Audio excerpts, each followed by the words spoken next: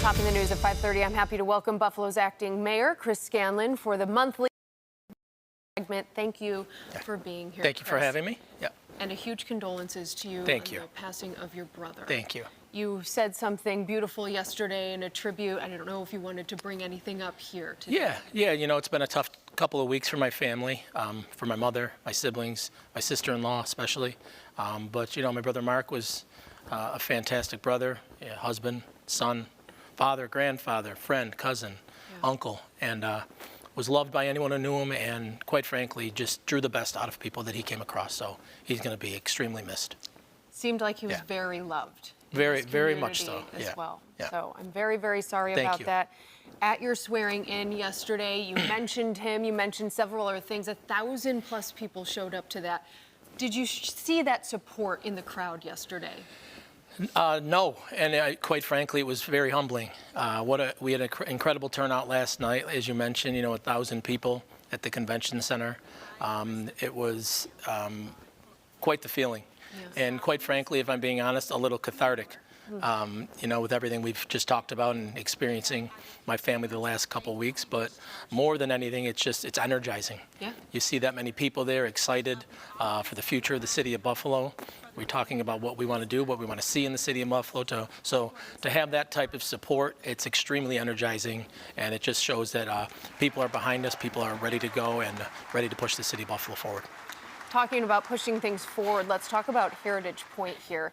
Will the state give them the $4 million they're asking for? Do you know that right now? I do not know that. I hope they do. You know, I've looked at that project and I've spoken to several news outlets about it. And, you know, I view that project as kind of the poster child of Buffalo when it comes to COVID. And, you know, that project stalled and cost went up and things of that nature, and that project stalled out. And I think if we can get that project moving, it's a signal that, you know, Buffalo's back open for business. We're pushing forward. We're moving ahead. We're nonstop here. So I think having that first domino fall there will be a huge win for the city. So you hope for that. We know the Buffalo News had a report yesterday. Pulling Cars hopes they don't give him the money.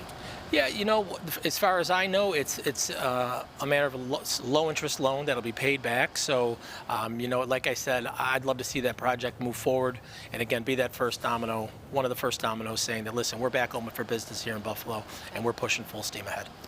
The unemployment rate went up to 3.6%. That's up 3.4 from 3.4 in September. I do know the size of the region's labor force has also decreased, but what do these numbers tell you? What are you going to do to help workers in Buffalo?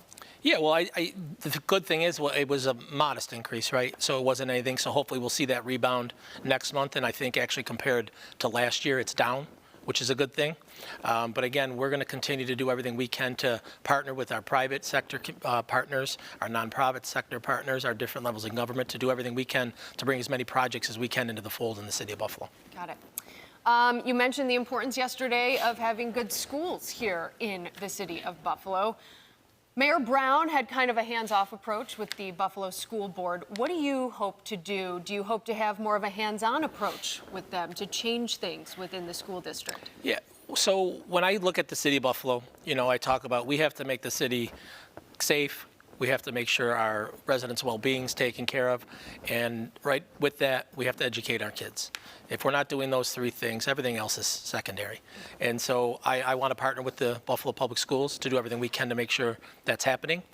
During my time on the council, I've had a good relationship with the superintendent. And I can tell you in the last month, that's even increased, that relationship. It's blossomed a little bit more.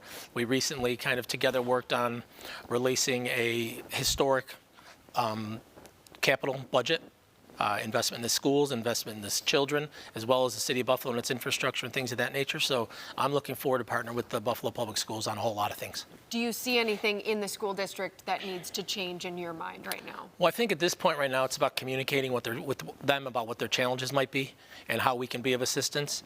You know, I've always talked in my time in public service about partnership and collaboration. So I think the fact that the superintendent and I have such a good relationship will lend to that well to that communication. And if there are any issues that the city can help with, we'll certainly be there to help. Okay.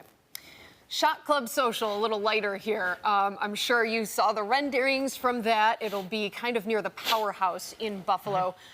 This has been something on the table since before the pandemic as well. Yeah. Is this actually happening? Do you know much about the project? Yeah, I've exchanged some phone calls with the people behind it, and I'm very excited.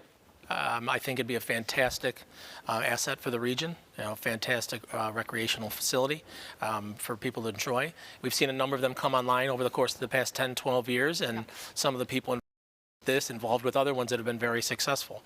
And so I'm very excited about the possibility of it. Love to make sure that we can do everything on the city side to we bring this to fruition. And if I'm being selfish, I'm a golfer, so I'd love to get out there and use it a little bit. My producer's in my ear. I hate to change the topic really quickly here, but he's saying that the Buffalo Water Board, O.J. McFoy leader, have you heard this news, is leaving, he just announced, for Houston in January. Have you heard anything about that? I was informed of this as I walked in the door here, so I don't have a lot of information on it.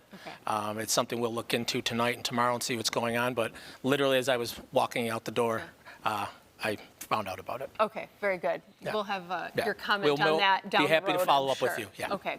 Fluoride in the water has been a big topic Yes. here in Buffalo, Correct. obviously. You have a big announcement here regarding parking for Black Friday. Tell me about that. Yeah, well, Black Friday is coming up, Small Business Saturday. Yep. So here in the city of Buffalo, we're going to have lax parking regulations on our commercial and retail strips across the city of Buffalo. If you want to know where those are, please go to the city website. We'll have those on there. We'll push that out through social media as well. But, the goal is we want as many people out shopping local as we can in general, but especially on Black Friday, Small Business Saturday, to support our local retailers, our small businesses. I view the small businesses as really the lifeblood of so many of our neighborhoods. And we have so many beautiful neighborhoods across the city of Buffalo, but those small mom and pop shops, those small businesses really lend themselves to the character of those neighborhoods. So I want to encourage everyone to get out there and support our small businesses. All right, very good. Thank you so much, Acting Mayor, for joining us today. Thank you. Thanks for having me.